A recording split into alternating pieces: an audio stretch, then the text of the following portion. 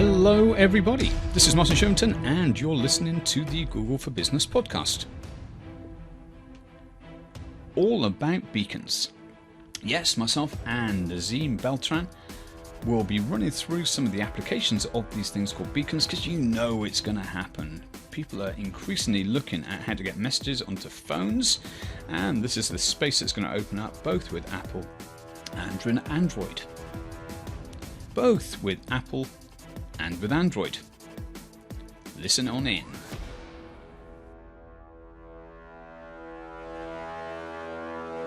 Nazim Beltran, welcome to the Google for Business podcast. And what we're going to be talking about? We're going to Apple. Talk about, No, yes. We're talking about beacons, but we're talking more generally about what's going on in the space. Are beacons exclusively Apple for now? Is that the Nope. iBeacon? It isn't, is it? No, it's not. I mean, iBeacon's been around since 2013, and now Google this summer with Eddystone has joined. It's quite a very competitive set now going between Google and Apple. Yeah. Regarding beacon technology and the approaches towards, push marketing, which is what I kind of like to look at it in a certain way. Well, let's go to basics here. Let's go to real basics. Treat me like I'm dumb. It's always better. So, push marketing, get that. So these things are able to push a message to a mobile device within the proximity of a particular unit. Exactly. Right. Okay, and that was the end of the podcast. No. Okay, so you get the message to people. What's the difference then between what an iBeacon is and what, I don't want to say Jellystone, but I know that was Yogi Bear, so it wasn't that. It was, what's the Google one called? I was trying to be funny there. Eddystone, which is based on it. So. The name comes from a famous lighthouse in the UK. There we go. So in the British Isle, yeah. Where's that? Maybe the Isle of Wight. But the idea is that the first one, iBeacon, is it via? Well, you tell me. Is it via Bluetooth or is it? It's via Bluetooth, Right. which Bluetooth Low Energy Technology, BLE. But also the interesting thing about Eddystone is that it is not so much tied into specifically it's a beacon technology, but you can also push it towards websites, which is the interesting part that Google's looking at, in the sense that you can push it towards an application, an app, or towards websites. So when you say push it towards, so it can trigger the opening of an app. It can open up the browser and direct to that. So how is it different to near field communication? Near field communication, I'm not very aware of. Is that basically you're talking about? I think I can probably answer that. Okay. So, GPS? Are you talking about GPS? No. So near field communication is for an Android. See, you're an iPhone user, aren't you? So that you can't do it on that. But if you have a chip and you code the chip to open, and it's super easy to do, to open an app, or to, for instance, direct to a website, or to open an app, an email, for instance, right. All of these sorts of things. That you have to move the phone close to it. This is the point. It doesn't broadcast. The chip is passive. Whereas a beacon, you're looking confused. Whereas a beacon is broadcasting, isn't it? That's the point. It's within 100 meters or 30 meters or whatever roughly it is. 50 to 70 meters is the range. Yeah. So that's one of the differences. But the idea is that what you're trying to do is it gets something to somebody's phone which allows them to engage with it. And it's a question of how do you do that? And with near-field communications, you have to essentially tap the phone. So like, Google Wallets. Oh, okay. I'm aware what you're talking about. Yeah. The point-of-payment type thing where you tap the phone. It's that's the sort of idea with near-field. But I'm not an expert in near-field. But we're all trying to solve the same thing. How do you get information to somebody's phone, get them to the right webpage, get them to the right app, and then take an action? That's the balance of the importance of these projects in regards to how you do that, is that you have to do it in a way that is not excessively invasive to a user. Because also you have privacy issues, you have the issue of a person that wants to accept that the app receives the information from the signal, from the beacon per se. So that is the problem with when you're using these technologies. For example, we're currently looking at a museum project. In a museum project, you enter a space and you trigger, obviously you have to trigger your Bluetooth, which is one response immediately. You have to download the app and permit that the signals from the museum speak to the user interface, which is either, in the case of Apple technology, is mostly tied into an app, While with Google's Eddystone, it's tied in either to an app or to a web browser, so it might be even less intrusive as opposed to having to download an app. So with Google, you have that option. That's what makes it very interesting for us in the sense that also looking at the number of users that come into a space, as you well know, you're an Android user. 8 out of 10 phones are Android-based, so it's not like everybody's with an available iPad or an iPhone in the space coming into that space. They have Android phones too. So we have to balance these two technologies in this specific project in this way that we make it that the user finds himself in an optimal situation without being nagged about. That is, for example, in the museum exhibition setting. Yeah. In the setting of a promotional event type of thing, which, for example, we're looking at the next year's furniture fair, there it becomes a little bit more tricky because either you invent certain type of projects, which could be a specific treasure hunt, which we're looking at for a specific design firm, and where a person goes into a determined localized space and receives a prize after doing a series of things that are linked into what the marketing department of that company wants us to do, which is either email building or it's some other sorts of sharing via social media, which is what we're studying for this project. And but I think the key thing here is the importance of not nagging the user, because I don't think too many people like to have to, I have to download an app to get invited into a store to live this experience. Well, so I think the balance in these projects is not so much what's the signaling and the proximity, it's just the way we use the technology to contact the user. Yeah. I mean, at the basic level, it's opt-in, isn't it? I mean, you're choosing to download the app, Exactly. You're choosing to do these things.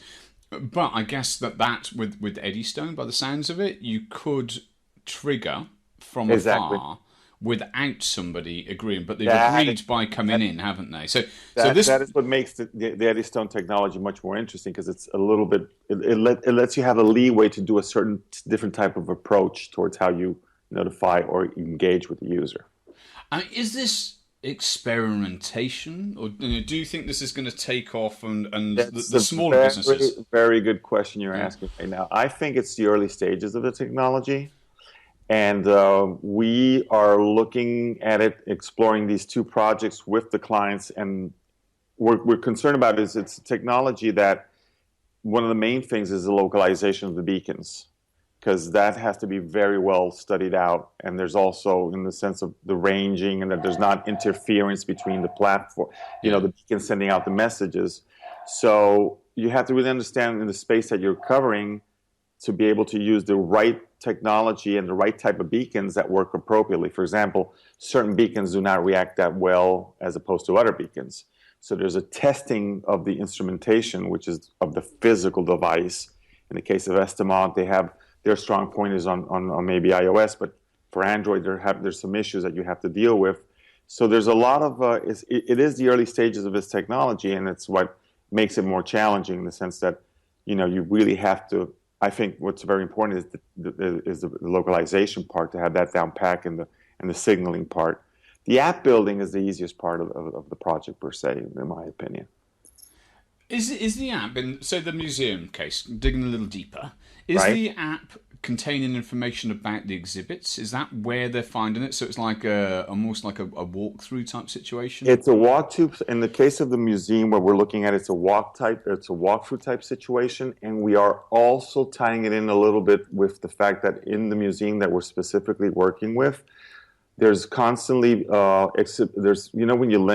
things are on loan, like they might be leaving that museum to another location. So we are tying in with a little bit of augmented reality on the phone to be able that through the signaling indicate to that person, okay, at this location, that piece is not here anymore, but there is a representation in 3D of that, along with some information that shows up in plain standard, HTML formats that let a person look into that specific piece that's not located there.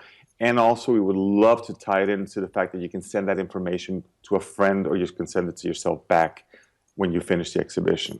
Wow. Makes me think straight away of you say about AR. What about VR? I know. That's a very good point. We haven't looked at that.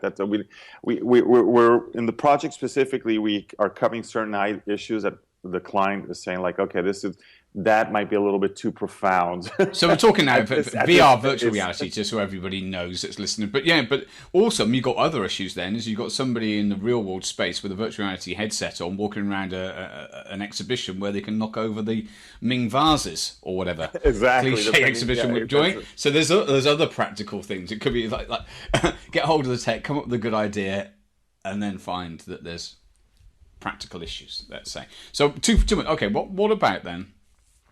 Take the example, you've got the furniture fair coming up and you're looking at marketing, you're looking at the app. What metrics are you putting in place to know if it works? Because really it's a campaign, isn't it? That's a very good point. We're right now discussing one project with a client of ours, and they're very specific on trying to find out the metrics. We are sitting down with a team that works with metrics in regards to social media, because the emphasis of that project would be to tie in social media towards what the company is doing at the current exhibition. And what you're talking about, number of tweets or mentions or the hashtags being used by people, or that sort of stuff, or increasing the followers. I don't know. Is it that level? That is the combination in this specific project. But at the phase that we are right now, they are analyzing it and they're thinking, well, is this one of the main key factors that we want to get involved with? And so it is still in a phase that we are not so sure that that's going to be the approach towards the furniture fair. This is specifically, it's going to be a treasure hunt. And the treasure hunt is going to involve getting people to understand the product that this company has in a ratio of the center of Milan, doing a type of 8 to 9 visits to specifically answer some responses in the treasure hunt and then go back to the store and receive a prize. Okay. Yeah. So really, that's interesting, isn't it? Because from an engagement point of view, they're engaging in the game. Exactly. And that is, in a way, to measure social media on it, unless that's inherent within the game, is almost trying to get a secondary benefit out of what's going on, which is, well, you've set me 10 tasks, I've done the 10 tasks, come back, I want the prize. Unless part of the game is tweeting. But it's always, it's difficult because it's trying to get more out of the thing. It's trying to milk it potentially too much. Yes. You know what I mean? Because this is new, and we've got to realise, I love the treasure hunt idea, but these things have been around for a long time. And we're just laying over the technology. I will say you in this case, but we're all as marketers looking at how do we apply this stuff. But it may not be online that the measurement needs to be made. Do you know? It's like you're getting the engagement. The person's buying totally into the brand. Look at the different, and I don't know. It just seems to me that Martin, I think it's totally. I totally agree with you in the sense that for this, take me to your meeting then and sit me there, and I'll say no, don't measure that tweety stuff. But it might be or measure it, or include it, make it part of the game. Well, the point in this project per se is that we want to make it that the company is the talk of the furniture fair because they did something quite innovative using this sort of technology. Yeah, but that's then the secondary benefits. People blogging about look how cool they were. Yeah, it's got nothing to do with the there and then. It's the next day, and then all of the things that you've got lined up, which is also educating people on what works and what doesn't in this new space. That's very good because as there's not a fixed formula, and each project can be approached with a totally different. You can really grab these beacons and take them out to the edge of what you want to do in regards to involving in very interesting and out-of-the-box solutions that are not, people are like, oh, we didn't think about that. For example, with the Eddystone technology, there is a possibility that you can, with what is called ephemeral identifiers, you can lock things up so that the person can only be able to locate their baggage at a carousel at the airport using Eddystone technology, and not necessary for an app, for a simple website that links up to the identifier of the beacon and tells you, okay, your bag is located at carousel number 4, coming out through at the end of a flight. So those are all the things that I think it's as you said correctly. This is recent technology, 2013 for Apple, this summer for Google. So we're diving into it, looking at it from both the points of view of the hardware, the software that reacts to this hardware, and then obviously the whole portion of marketing applications towards the companies and what they can do and how they can grab their message and really, exponentially expand it in very interesting and sophisticated ways. Yeah, I can hear you got a dog in the background. It's normally me that's got a good dog in the background. Let's talk a little bit about mobile websites. Okay. Because you build some big sites and you build some beautiful sites. Thank you very much. What's the latest that people need to know? The latest that people need to know is that regarding SEO and Google, it is quite an important task that your website ends up being mobile friendly. Now, Google, once you create a response, everybody's going towards responsive sites that adapt easily to the mobile solution. That might not necessarily be the automatic that you need to get involved with, in the sense that if you do it that way, everybody says, okay, great, the site is responsive in different ways and Google is happy. But in some other solutions, there's a thin line between do we do a support mobile version that is also friendly, but at the same time is totally different than the sophisticated desktop version. If you look at the Boffi site that we did for one of Italy's major kitchen companies, luxury kitchen companies, we had to really digress and work it in a way that, along with the art director of the firm, that we would have a solution where he was very happy with saying, like, I just don't want the typical responsive site that looks like everybody else's. So it has to have a little bit more bells and whistles. It's a difficult space. I mean, I have regular gripes about mobile sites. It's very small, even 6-inch screen. Or if you're looking at the 6 Plus, that's a size that you can do something with. But a lot of phones. I mean, I've got an S6, and I love the phone, but the screen's not huge. Yeah. So when you look at a site, it's a different experience to the mobile being reflective of the desktop. It's like, actually there is a different psychology. I just don't think we've cracked it yet.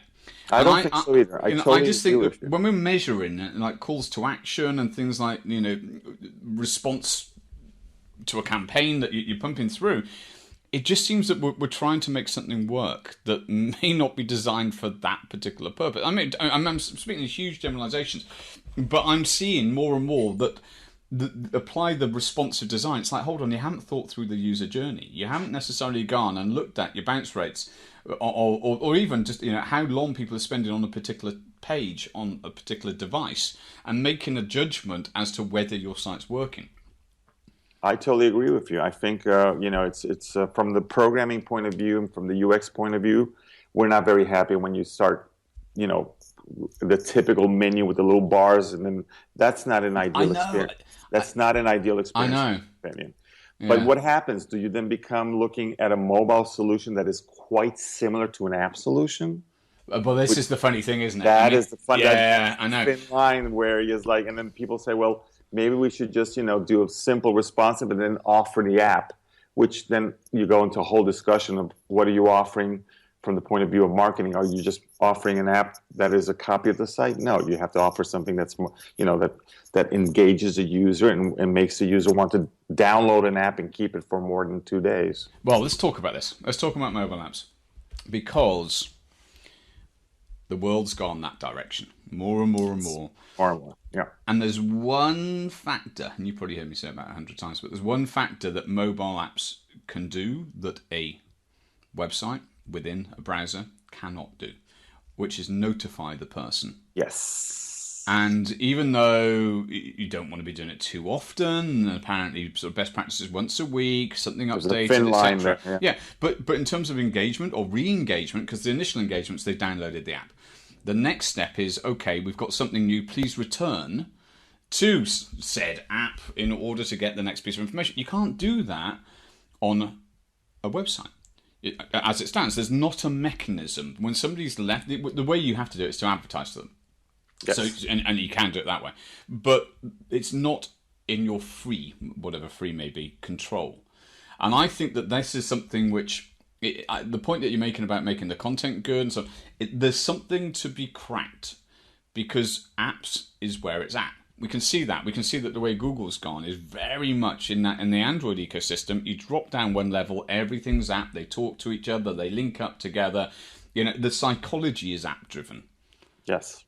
I totally agree with you. It is app driven, and but at the same time, while it's being app driven, I think the companies or the clients that you're dealing with have to have something that is above the edge of just a simple extension of the website. And in fact, with Boffy, there is no app developed yet because we have been discussing this for the last couple of years. In the sense, do we want a game? Our 50th anniversary is coming up. We want a game. We want to gamify it, but gamify with the products inside. So, but at the same time, they've sat down and said, no, that's not the route we want to go. So let's forget about the app for now. So it's a challenge because apps are quite difficult to in the sense to maintain a user's that they're interested in an app, and apart from being apps that have a function in the sense that are very utilitarian, that they are an extension of something that you need. But with the notification system, which ties in very well with what we were talking about beacons before, in the sense that there is a lot of notification aspects coming out of the signal that comes from the beacon that triggers things that happen on the user's app. Yeah. And this is where the danger is, that if it's overused or if the technology's not done well from the start, then people are going to get averse to it, quickly switch off the ability to have that. I totally agree with you. Yeah. I totally agree with you. In our discussions with right now with the museum project, they are concerned about the sense, okay, we don't want to bug people that much because then after a while it's going to become a nuisance. So that is part of it. It's not so much only building the app and working with the signaling from the beacon, is understanding that fine line when you are not invasive, but you're inviting a user to experience something that is worth it for the user also. Because it has to be an incentive that they say, okay, this was really fantastic. It was worth it that we were able to see extra pieces of the museum, or that there's a promotion that my son, who was in a certain age range, got a special gift via the museum of a coloring book or something of that nature in a PDF format. This is all the ideas that we're discussing for this project. There has to be that extra incentive that the person says, great, I'm super happy that we're using this app and getting notified. Not on a very, constantly bombarded fashion, but in a normal, good user experience. Let's talk a little about video. Okay. Because we met. We met in Google Hangout 3 years ago, probably. Yes, exactly. And you've been over on Blab. And yes. Like this. And you were in with Chris Brogan the other day, and I've just popped in beforehand, and you like that. You like that format. You're a friendly guy. You come across well and talking from a branding point of view, because you've got some extra projects that you do that are foodie. Yes, that are tied into our living in Italy and for the last 23 years and married with an Italian. We have a side project which talks about our love for Italy. It involves Italian food, involves Italian locations, and we've started first with Hangouts and now on Periscope. And we're getting good amount of traction. We're very happy with it. It's a platform that I like a lot. Blab is a little bit different. Blab is, I think, it's a more conversational. Yeah. So you're finding Periscope more for. I mean, I've seen the sort of sunrise type things. Yeah. Very much connecting you with an audience of people that you kind of know as a community online that's connected now. Yeah. From a bigger business point of view, you take the example of the museum, for instance, or you take the example of the furniture fair. Are they looking at live broadcasting as potential solutions? Two companies that we have been dealing with. Because we talked about Hangouts last year. Hangouts on Air, was it the year before? 2 years ago. 2 years ago, because we were talking about Hangouts on Air for the furniture fair. I touched the base with Living Divani, and that's right. The owner of Living Divani is a very good friend of mine, and we had everything set up to go live for the furniture fair from their location stand. Yeah. And what happened there is that we had a problem with the marketing department, that they freaked out because there was a lot of TV crews from Germany and England at the time running all over. And they said, no, listen, let's not do a hangout because it would be in the way. And it was pretty much put in the can. Yeah. So what about Periscope then? Periscope Periscope. There's a couple of things that I find quite interesting, especially the latest news that we received this week, and that Periscope is going to be on the Apple TV. I don't know if you realize that. I think that's huge. I think that's huge in the sense that once a major brand like Apple starts looking at a platform of live streaming that they can bring into their ecosystem, which is what we're going to have on Apple. It's already available in America as of now, and the rest of the world later. Companies are going to start saying, okay, this is a little bit different. Now we can go in and we can sort of enter the realm of kind of marketing and showing products. It's trusted. That's the point, isn't it? I mean, it's a big sponsor in a sense. I mean, sponsored with a little s, if you can have a little s. But they are saying that we're back in this technology. Now you've got to get on board. So yeah, I can see that. Yeah. And I've seen a couple of companies that are using Periscope in a very interesting way. Also, for example, baseball teams during the recent World Series, they were periscoping from the stadium, from the dugout, and offering kind of that Snapchat, because that's another platform that I find quite interesting. That Snapchat, sort of video. They're not doing it live, but the fact that you're showing people, you're giving users an extra experience. Yeah. I think Periscope is going to be key for that. Yeah. So I think that because an individual can use it, it's like we were saying about the furniture fair, they can be walking around. They've got their own little broadcast station. And even talking about the size of a mobile, we're talking about the use of a mobile.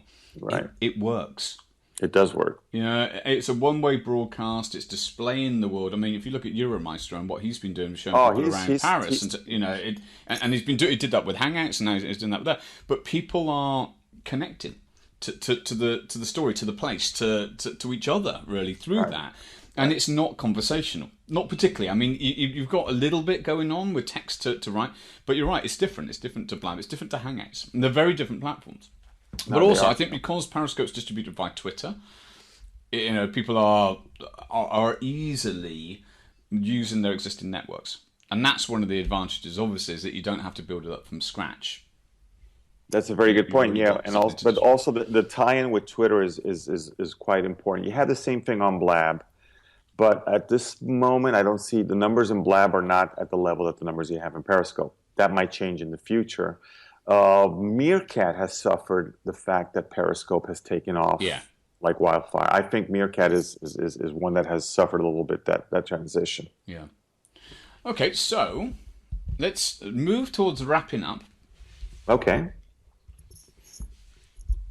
Do you want to tell everybody who you are, what you do? I realise I didn't do a particularly good intro. Okay, I'm Nazim Beltran, and I am an American citizen living in Italy. I moved here in 1992.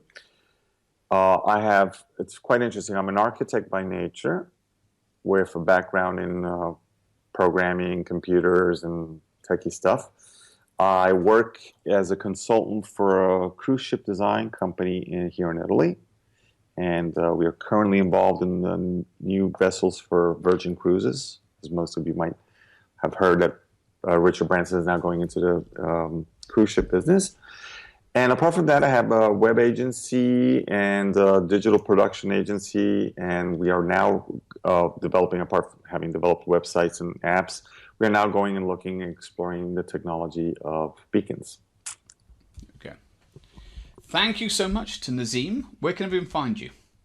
Okay, you can find me at soleabeacons.com. Right, you're going to have to spell that out. SOLEABEACON. I was just testing you then. That was a real effort, wasn't it? Yeah. .com. .com, yeah. Cool. And you're on Google+, and you're on Periscope. I'm on Google+. We're on Periscope as Kazachiesi. That is the other one. CASACHIESI. There we go. Wonderful. Thank you so much. Great insight into beacons. I look forward to hearing how you get on then. Thanks for inviting me. It was a real pleasure. Thank you. Good stuff. That, my googly lovers, was the Google for Business podcast. I'm Martin Shermanton, and I look forward to you listening in next time. Until then.